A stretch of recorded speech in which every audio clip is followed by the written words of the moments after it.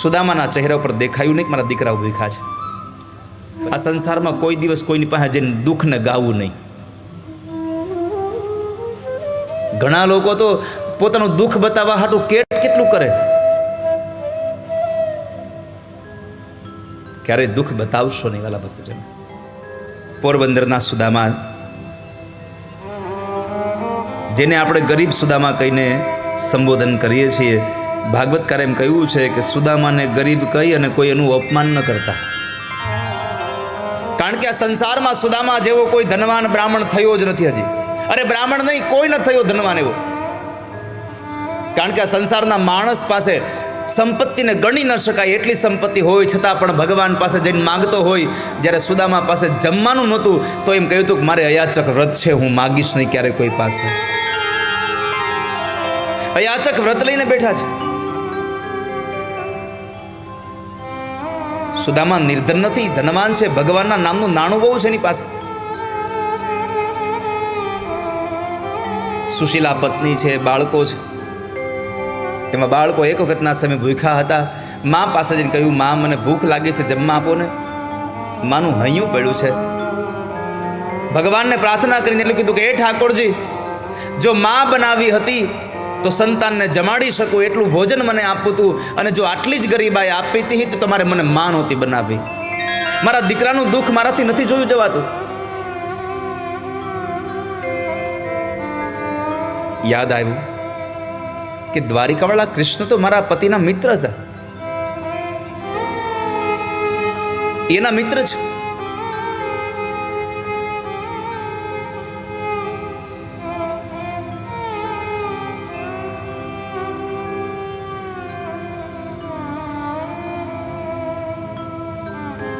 એના પતિને કહ્યું,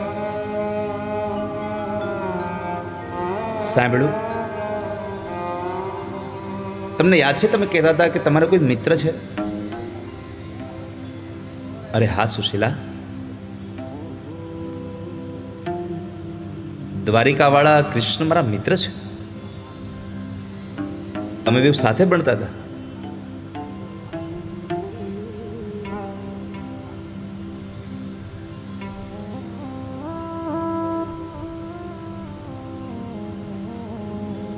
તો જાઓ ને તમારા મિત્રને મળી આવો ને તમે.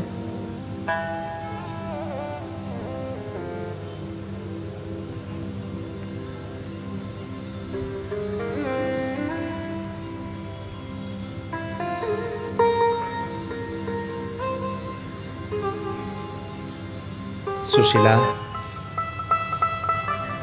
તમને તો ખબર છે કે હું અયાચક વ્રત લઈને બેઠો છું. મારું ક્યારેય કોઈ પાસે માગું નહીં. સુશીલા કહે છે, મેં માગવા ક્યાં કહ્યું છે? મેં તમારા મિત્રને મળવા જવા કહ્યું છે. ખાલી તમારા મિત્રને મળવા જાઓ. દ્વારકાવાળાના દર્શન થશે. કારણ કે સુશીલા નારીને ખબર હતી કે મારા પતિ દ્વારકાવાળા પાસે જશે એટલે આના આ ઢંગ ઉપરથી એ ઓળખી જશે, અને પછી એ દ્વારિકાવાળો આપ્યા વગર નહીં રહી શકે.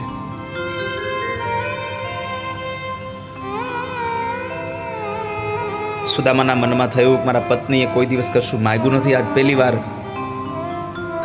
એણે માગણી કરી, અને એ પણ મારા મિત્ર અને દ્વારિકાધીશને મળવા જવાનું કીધું છે.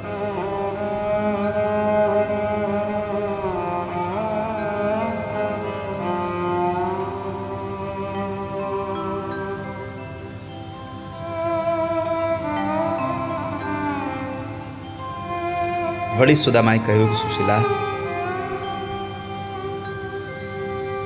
કોઈના ઘરે જઈએ તો ખાલી હાથે ન જવાય. આપણે કશું લઈને જવું જોઈએ.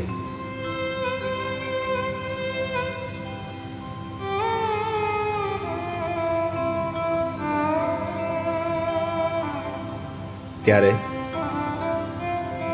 સુશીલા પડોશમાંથી 4 મુઠ્ઠી પૌવા માગી લાવ્યા. પોટલી બનાવીને સુદામાને આપીને કહ્યું, લ્યો આ લેતા જાઓ. સુદામાને થયું કે આ તો પૌવા છે, પૌવા લઈને જાઓ કૃષ્ણ પાસે.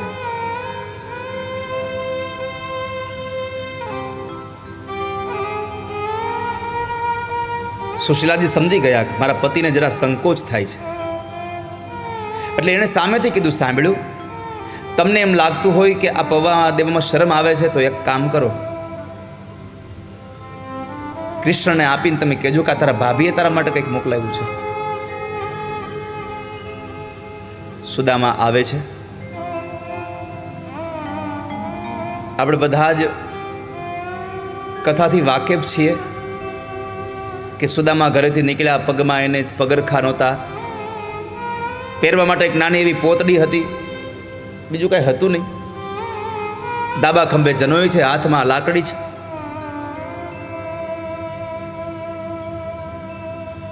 અને સુદામા ચાલતા થયા, થાક્યા, રસ્તામાં સૂઈ ગયા તો ગરુડેને દ્વારિકા પહોંચાડ્યા. દ્વારપાળોએ રોક્યા છે. પણ આ તો એક રૂપક કથા છે, રસપ્રદ બને એના માટે દ્વારપાળ રોયકાની વાત આવે છે. બાકી કૃષ્ણના દરબારમાં જવા માટે, ભગવાનને મળવા માટે સ્ત્રીઓને અને બ્રાહ્મણોને ક્યારેય કોઈના બંધન હતા જ નહીં, ગમે ત્યારે જઈ શકે.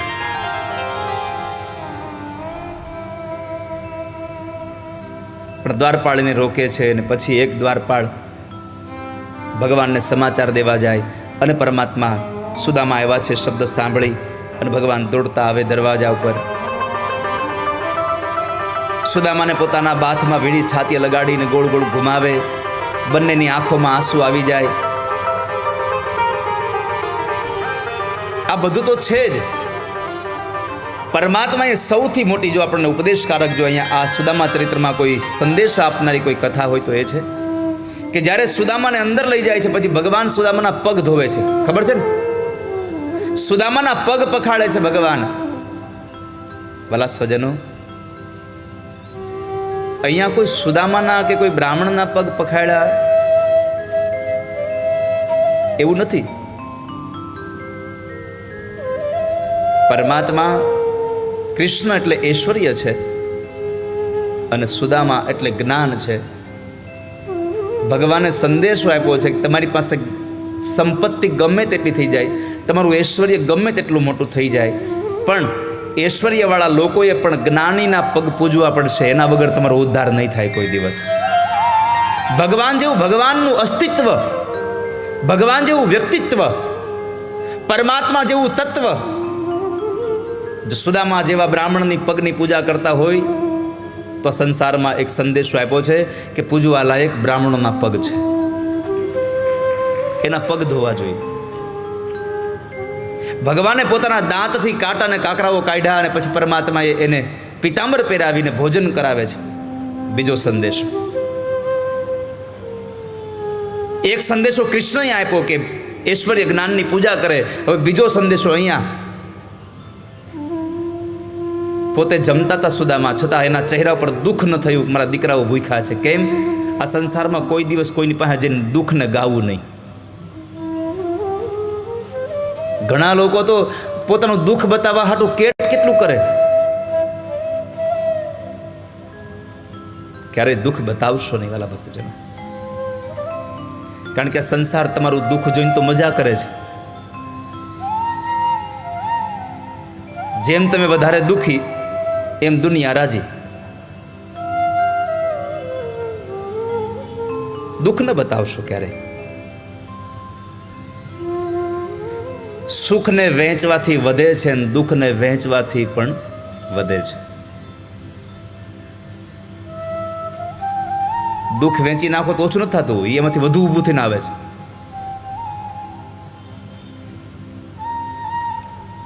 સુદામાના ચહેરા ઉપર દેખાયું નહીં કે મારા દીકરાઓ ભૂખ્યા છે. પછી બંને જણા ઝૂલા પર બેઠા છે, હિચકે છે. ત્યારે સુદામાએ પેલી પૌવાની પોટલી છુપાવી. ભગવાન જોઈ ગયા અને પરમાત્મા જ્યારે જોઈ જાય છે ત્યારે પરમાત્માએ સામે ચાલીને કીધું કે આ પોટલીમાં શું લેવો સુદામા?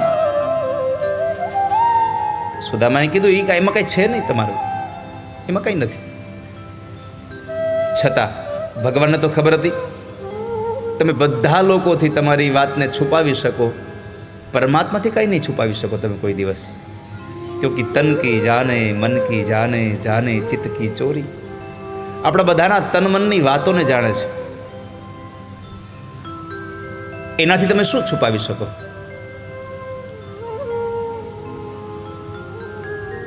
ભગવાને પૂછી લીધું સામે ચાલીને, મારા ભાભીએ કંઈક મોકલાયું પણ તું દેતો નથી મને. સુદામા પાસે પૌવાની પોટલી માગી, ભગવાને આપી નહીં. ભાગવતજીમાં લખ્યું છે કે 1 વાર 2 વાર 3 વાર માગી, ન આપી, ભગવાને જૂટવી લીધી. આ સંસારમાં પરમાત્મા કહે છે કે મારી આપેલી સંપત્તિ મારા કામમાં વાપરવાનું